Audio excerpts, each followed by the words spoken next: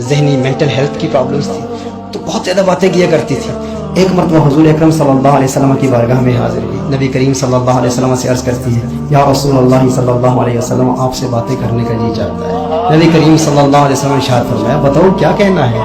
کیا کہنا ہے؟ وہ عرض کرتی ہے، یا رسول اللہ صلی اللہ علیہ وسلم، آقا یہاں بات نہیں کروں گی، باہر تشریف لائیے۔ اب دیکھیے عرب کے پہاڑ انگارے برسا رہے ہیں، سورج حدت دکھا رہا ہے، شدید گرمی، اس گرمی کے موسم میں بھٹی دھوپ میں میرے آقا صلی اللہ علیہ وآلہ وسلم اس عورت کی باتیں سننے کے لیے باہر تشریف لے جاتے۔ کوئی صحابی اس سے بات نہ کرتا، وہ اس لیے کہ وہ اس قدر باتیں کیا کرتی تھی کہ وہ جان ہی نہیں چھوڑتی تھی، کیونکہ ڈپریشن کی مرض میں مبتلا تھی، ذہنی مینٹل ہیلتھ کی پرابلمس تھی، بہت زیادہ باتیں نہیں ہو رہی تھی۔ لیکن میرے آقا صلی اللہ علیہ وآلہ وسلم باہر تشریف لاتے ہیں، اور حضرت انس بن مالک رضی اللہ تعالیٰ نے روایت فرماتے ہیں کہ نبی کریم صلی اللہ علیہ وسلم سے وہ باتیں کر رہی ہے اور ساعتیں بیت جاتی ہیں، گھنٹوں گزر جاتے ہیں، اور نبی کریم صلی اللہ علیہ وسلم اس کی باتیں سن رہے ہیں، اور بے مقصد قسم کی باتیں، غیر معقول باتیں،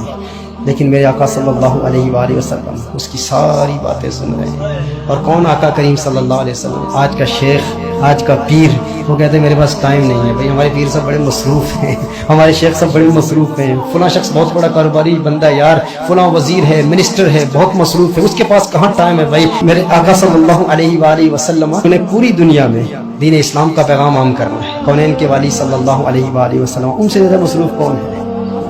ایسے اصول، ایسے ضوابط، ایسے قوانین دیے جن سے آج ہم جب امریکہ میں بھی جاتے ہیں تو declaration of independence, life, Liberty and pursuit of happiness, وہاں کے انگریز بھی دیکھ کے کہہ رہے ہیں کہ مقاصد الشریعہ سے انہوں نے لیا ہے، دین کے مقاصد سے ایسے اصول، ایسے ضوابط عطا فرمائے۔ جنوبی فلسطین کیا، جنوبی عراق کیا، جزیرہ نمائے عرب، ہر طرف میرے آقا صلی اللہ علیہ وسلم نے اس 10 سال کے عرصے میں کونین کے والی صلی اللہ علیہ وسلم نے اسلام کی مملکت کو قائم کیا۔ اس قدر مصروف شخصیت، ازواج مطہرات کو بھی ٹائم دینا ہے، صحابہ کی ڈیلیگیشنز آ رہی ہیں، غیر مسلموں کے اعتراضات ہیں، ان کے اعتراضات کے جواب دینے ہیں، لیکن کونین کے والی صلی اللہ علیہ وآلہ وسلم کی رحمت دیکھیں، میرے آقا صلی اللہ علیہ وسلم اس عورت کی باتیں سن رہے ہیں، اس کا کلام سن رہے ہیں، اور پھر جب اپنی بڑاس نکال کے بالکل اپنی باتیں کہہ کے تھک کے جب وہاں سے جاتی ہے تو صحابہ کرام علیہ رضوان حاضر خدمت ہوتے ہیں، عرض کرتے ہیں یا رسول اللہ صلی اللہ علیہ وسلم، اس کی باتیں سن رہے ہیں، اس کا کلام سن رہے ہیں۔ میرے آقا صلی اللہ علیہ وسلم نے ارشاد فرمایا، کیوں اس کا کلام کیوں نہ سنوں؟ صحابہ عرض کرتے ہیں یا رسول اللہ صلی اللہ علیہ وسلم،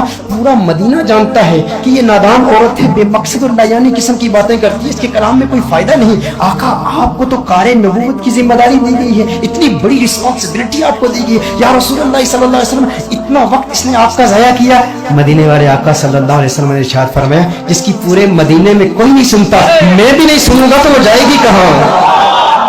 وہ کہاں جائے گی؟ اس کی کون سنے گا؟ میں اسی لیے کہتا ہوں کوالٹی ٹائم دیں، جو ڈپریشن کے مرض میں مبتلا ہے نا لوگ، ان کو ٹائم دیں۔ میرے آقا صلی اللہ علیہ وسلم کی یہی تعلیم ہے۔ نبی کریم صلی اللہ علیہ وآلہ وسلم نے ایک مرتبہ نہیں، بار بار طرح ایک خاتون، ایک اندھی عورت، میرے آقا صلی اللہ علیہ وسلم کا گزر مدینہ منورہ کی گلی سے ہوا، اور نبی کریم صلی اللہ علیہ وسلم نے دیکھا کہ ایک اندھی عورت ٹھوکر کھا کے گرتی ہے، اور دیکھا کہ کچھ اوباش نوجوان اسے دیکھ کر ہنس رہے ہیں، اس کا تمسخر اڑا رہے ہیں۔ میرے آقا صلی اللہ علیہ وسلم آپ دیدہ ہو گئے، نبی کریم صلی اللہ علیہ وسلم کی آنکھوں سے اشکوں کی برسات جاری ہو گئی، میرے آقا صلی اللہ علیہ وسلم رو رہے ہیں، اور پھر اس کو اٹھاتے ہیں، گھر تک پہنچاتے ہیں۔ سنن ترمذی کی روایت ہے، میرے آقا صلی اللہ علیہ وسلم گھر تک پہنچاتے ہیں، اس کے بعد ہر روز میرے آقا صلی اللہ علیہ وسلم اس کے لیے کھانا دیتے ہیں۔ اور یہ فقط نبی کریم صلی اللہ علیہ وسلم کا اپنا ذاتی عمل نہیں ہے، نبی کریم صلی اللہ علیہ وسلم نے اپنے صحابہ کو بھی یہی سکھایا۔